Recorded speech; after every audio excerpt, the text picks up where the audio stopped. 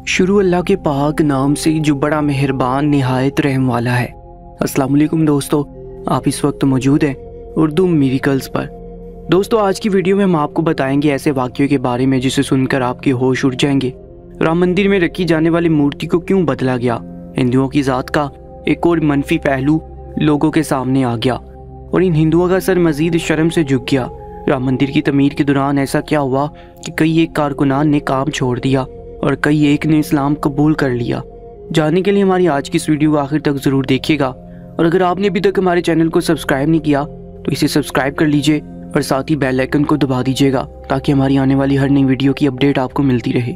नाज़रीन गिरामी, जब से हिंदुओं ने भारत में अयोध्या मुकाम पर बाबरी मस्जिद को तबाह किया और वहीं पर राम मंदिर तमीर किया, तब से ये अजीबोगरीब किस्म के वाक़यात जन्म ले रही हैं। इन वाक़यात की रोकथाम के लिए हिंदुओं ने अपनी सरतोड़ कोशिश की है मगर किसी भी कोशिश में कामयाब नहीं हो सके। राम मंदिर की तमीर बहुत सारे फितनों और ज़ात पात की ऊंच नीच और मज़ाहिब की तफरीक करने के बाद की गई है। भारत के मुसलमानों के साथ बेहद नाइंसाफ़ी की गई है। नाज़रीन गिरामी, हक और सच ऐसी चीज़ है जो साबित होने के लिए ना ही मंदिर को देखती है, ना ही मस्जिद को, ना ही काबा को देखती है, ना ही किसी चर्च को। हर जगह पर साबित हो जाती है। भले ही किसी में मजहब के लोग झूठ और बातिल का साथ दे, लेकिन हक हमेशा अपने आप को साबित कर देता है। भारत के हिंदुओं ने भी मुसलमानों के साथ बेहद नाइंसाफ़ी की और उनके जज्बात को ठेस पहुंचाने के लिए बाबरी मस्जिद को मुनहदम कर दिया और इन सब का आगाज उन्होंने बाबरी मस्जिद के सहन में राम जी की मूर्ति रख के किया। ये सब कुछ उन्होंने बहुत ज्यादा सफाई के साथ किया था और सुबह ये अफवाह फैला दी थी कि राम जी अपनी जन्म की जगह पर जाहिर हो गए हैं और अब यहीं पर राम मंदिर तमीर किया जाएगा, मुसलमानों की मस्जिद को मुनहदम कर दिया जाएगा। हिंदुओं को सब इल्म था, इसके बावजूद सिर्फ और सिर्फ मुसलमानों को नीचा दिखाने के लिए बाबरी मस्जिद को मुनहदम किया गया था। हिंदुओं का कहना था कि यह जगह राम जी के जन्म की जगह है, हालांकि वो खुद भी जानते थे कि ये सब कुछ झूठ है, मगर उन्होंने इसी तरह के फितने और फसाद फैलाने और पूरे भारत में ये पैगाम पहुंचा दिया कि राम जन्मभूमि तहरीक का आगाज किया जाए, जो बिलाखिर मुसलमानों का हक गजब करने के बाद ही खत्म हुई और बाबरी मस्जिद को मुनहदम करने के बाद राम मंदिर की तमीर की इजाजत दे दी गई। बाबरी मस्जिद को मुनहदम कर दिया गया। इस दौरान कई एक वाकयात भी हुए, लेकिन हिंदू सभी से नजरें चुराते रहे और अपनी जिद पर डटे रहे और इसके बाद राम मंदिर की तमीर शुरू की गई।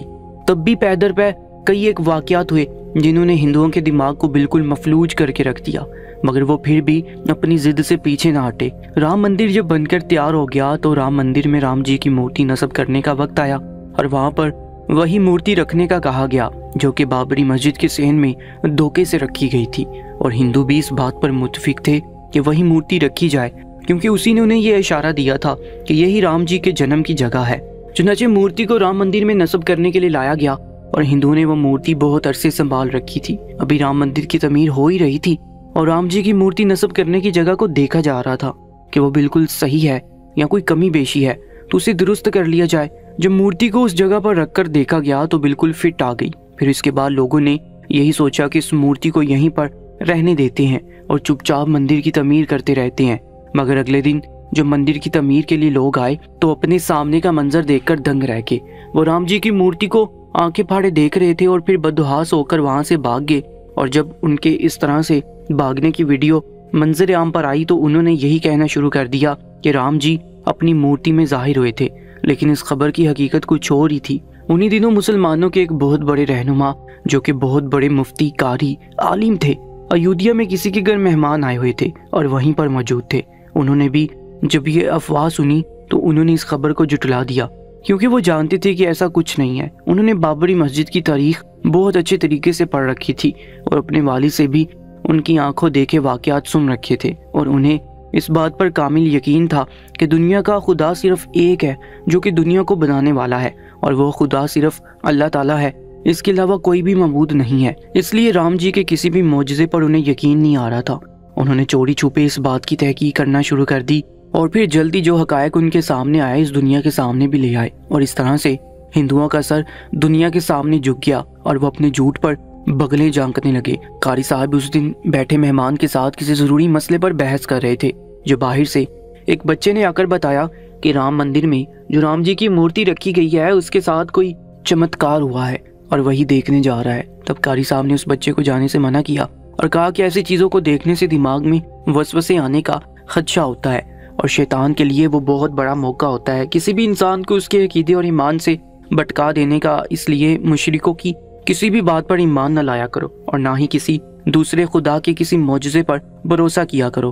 कारी साहब की बात को बच्चा तो अच्छे तरीके से ना समझ पाया, लेकिन उनके मेज़बान ज़रूर समझ गए और उनसे इस बारे में बात करने लगे। उन्होंने कहा कि हो सकता है सच में ही ऐसा कोई मौजज़ा हुआ हो या उन्होंने मसनूई तौर पर ये सब कुछ किया हो। कुछ तो ऐसा हुआ है कि इस तरह से खलबली मची हुई है और लोगों के चेहरे सिर्फ और सिर्फ सच्चाई बता रहे हैं। जिस पर कारी साहब ने कहा कि वो राम मंदिर में होने वाली इस मौजज़े की असल हकीकत अब दुनिया के सामने ज़रूर लेकर आएंगे। उन्हें इस बात पर पूरा यकीन था कि राम जी की मूर्ति के साथ कोई मौजज़ा नहीं हुआ, मगर जब उन्होंने तहकीकात की तो ये देखकर दंग रह गए कि वाकई राम जी की मूर्ति के साथ मौजज़ा हुआ था, और मौजज़ा भी ऐसा जिसने सबके होश उड़ा दिए थे। वो बहुत ज़्यादा चेहरा शनास थे और चेहरा देखकर ये दिल की कैफियत का पता लगा लेते थे। अब वो समझ रहे थे कि उन हिंदुओं के चेहरे पर ये वाकया बयान करते हुए सच्चाई क्यों थी और ऐसा क्यों लग रहा था कि ज़रूर इसके पीछे कोई गैर मामूली वाकया हुआ है। वाकया तो हुआ था, लेकिन हिंदुओं ने उसे बदलकर कोई और ही रूप दे दिया था। वो मूर्ति जो पहले बाबरी मस्जिद के सहन में रखी गई थी, उसकी जगह पर छोड़कर काम करने वाले अपने घर चले गए। लेकिन जब अगले दिन वो राम मंदिर पहुंचे तो ये देखकर हैरान रह गए, राम जी के चेहरे के नकूश और सारा जिस्म बिल्कुल प्लेन हो चुका था। उसकी जगह एक स्लेट बाकी थी जिस पर लफ्ज अल्लाह लिखा हुआ था। वो खूब चमक रहा था, ऐसे लग रहा था जैसे सारी दुनिया की रोशनी उसी में से निकल रही हो। उसकी तरफ देखते हिंदुओं की आंखें पूरी की पूरी खुल गईं और इसलिए वो वहां से डरकर भाग गए, क्योंकि उन्हें लगा कि वहां पर कोई दूसरी मखलूक आ गई है।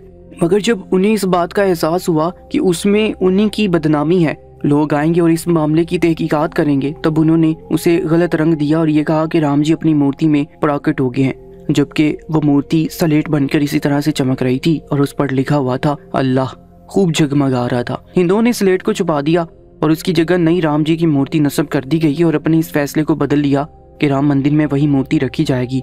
कभी वो मूर्ति बन जाती और कभी स्लेट जिस पर अल्लाह लिखा हुआ था। इसलिए उन्हें इस बात का डर था कि मुसलमानों को कहीं इस बात की हकीकत पता न चल जाए।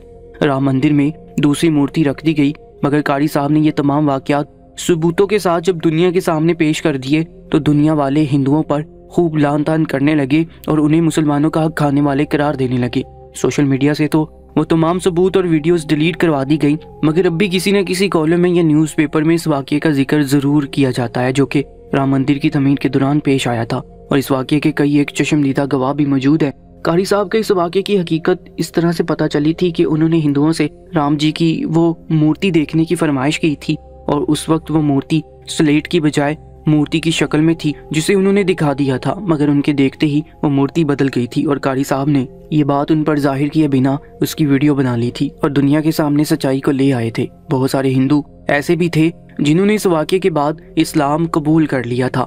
मजीद वीडियो अपडेट्स के लिए हमारे YouTube चैनल को सब्सक्राइब करके साथ मौजूद बेल आइकन पर भी क्लिक कर लीजिएगा ताकि हमारी तमाम नई वीडियोस आपको बर वक्त मिलती रहें।